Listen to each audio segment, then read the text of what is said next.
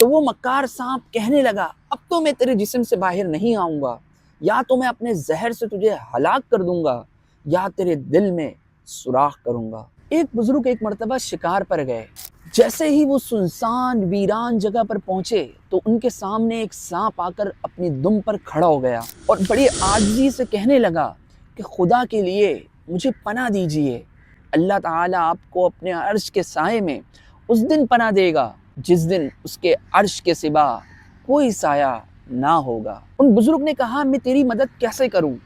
تو اس نے کہا کہ آپ مجھے اپنے پیٹ میں پناہ دے دیجئے۔ تو ان بزرگ نے کہا کہ تو کون ہے اور کیوں مجھ سے پناہ چاہتا ہے؟ تو وہ سانپ کہنے لگا کہ میں مسلمان ہوں، آپ مجھے مسلمان سمجھ کر پناہ دے دیجئے۔ تو ان بزرگ نے اپنا منہ کھول دیا اور وہ سانپ ان کے پیٹ میں چلا گیا۔ ابھی تھوڑی ہی دیر گزری تھی کہ ایک نوجوان اپنی پیٹھ پر تیز تلوار لٹکائے ہوئے آیا اور کہنے لگا کہ اے شیخ، کیا تم نے کوئی سانپ دیکھا ہے؟ مجھے شک ہے کہ تم نے اپنی چادر میں سانپ کو چھپا رکھا ہے۔ بزرگ نے کہا کہ میں نے کوئی سانپ نہیں دیکھا۔ تو وہ نوجوان بزرگ کی یہ بات سن کر وہاں سے چلا گیا اور اس نوجوان کے جانے کے بعد سانپ نے بزرگ کے منہ سے اپنا منہ باہر نکالا اور پوچھا کہ کیا میرا دشمن جا چکا؟ تو بزرگ نے کہا کہ ہاں، تیرا دشمن جا چکا، اب تو میرے جسم سے باہر آ جا تاکہ مجھے تکلیف نہ ہو۔ تو وہ مکار سانپ کہنے لگا اب تو میں تیرے جسم سے باہر نہیں آؤں گا، یا تو میں اپنے زہر سے تجھے ہلاک کر دوں گا یا تیرے دل میں سوراخ کروں گا۔ تو ان بزرگ نے کہا کہ تو مجھے کس دشمنی کی سزا دینا چاہتا ہے؟ تو سانپ کہنے لگا کہ تو بہت بڑا احمق ہے کہ تو نے میرے ساتھ نیکی کی، کہ تو مجھے نہیں پہچانتا کہ میں نے تیرے باپ آدم سے کس طرح دشمنی کی؟ تو نے میرے ساتھ آخر احسان کیوں کیا؟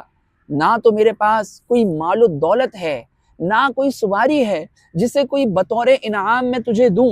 تو ان بزرگ نے کہا کہ میں نے تو نیکی صرف اللہ تعالیٰ کی رضا کے لیے کی، اب اگر تو مجھے مارنا ہی چاہتا ہے تو مجھے پہاڑ پر جانے دے تاکہ میں وہیں رہ کر اپنی جان دے دوں۔ اب بزرگ پہاڑ پر پہنچے اور اپنی موت کا انتظار کرنے لگے۔ ابھی تھوڑی ہی دیر گزری تھی کہ ایک نوجوان وہاں بزرگ کو نظر آیا اور کہنے لگا کہ اے شیخ، آپ اپنی زندگی سے مایوس یہاں موت کا انتظار کیوں کر رہے ہیں؟ تو ان بزرگ نے سانپ والا سارا واقعہ اس نوجوان کو بتایا اور اس سے کہا کہ میں نے تو اس کو دشمن سے پناہ دی تھی، لیکن یہ تو مجھے ہی مارنا چاہتا ہے۔ تو اس نوجوان نے کہا کہ آپ گھبرائیں مت، میں آپ کی مدد کے لیے آیا ہوں۔ پھر اس نوجوان نے اپنی چادر سے ایک بوٹی کا ٹکڑا نکالا اور ان بزرگ کو کھلایا۔ جیسے ہی بزرگ نے وہ ٹکڑا کھایا تو آپ کے چہرے کا رنگ بدل گیا اور آپ کپ کپانے لگے۔ پھر اس نوجوان نے دوبارہ اسی بوٹی کا ٹکڑا جب بزرگ کو کھلایا تو بزرگ کے پیٹ میں شدید ہلچل ہوئی اور درد سا محسوس ہونے لگا۔ نوجوان نے تیسری مرتبہ پھر اسی بوٹی کا ٹکڑا جب بزرگ کو کھلایا، اب کی بار بزرگ کے پیٹ میں وہی سانپ ٹکڑے ٹکڑے ہو کر پیچھے کے مقام سے نکل گیا اور بزرگ کو سکون حاصل ہو گیا۔ پھر ان بزرگ نے اس نوجوان سے پوچھا کہ اے میرے محسن، آج آپ نے مجھ پر اتنا بڑا احسان کیا، آخر آپ ہیں کون؟ مجھے اپنے بارے میں بتائیں۔ تو وہ نوجوان کہنے لگا کہ اے شیخ، کیا آپ مجھے نہیں پہچانتے؟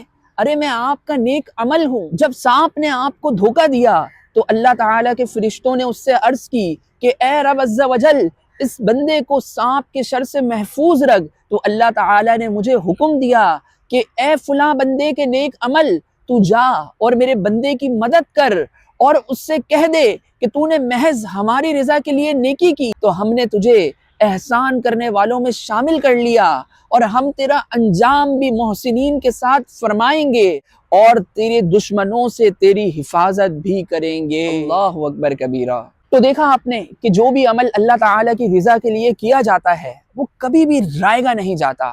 تو ہمیشہ کوشش کیا کریں، کوئی بھی عمل کریں خالصتاً اللہ تعالیٰ کی رضا کے لیے کریں، ریاکاری کے لیے نہ کریں، لوگوں کو دکھانے کے لیے نہ کریں، شیطان کے وار کو ناکام بناتے رہیں۔ بس اللہ پاک سے یہی دعا ہے کہ اللہ تعالیٰ ہمیں جو بھی عمل کریں اپنی رضا کے لیے کرنے کی توفیق دے، شیطان کے واروں سے بچائے اور اللہ پاک ہمیں ایسا بندہ بنا لے کہ اس کو اور اس کے پیارے حبیب صلی اللہ علیہ وآلہ وسلم کو ہم پسند آ جائیں۔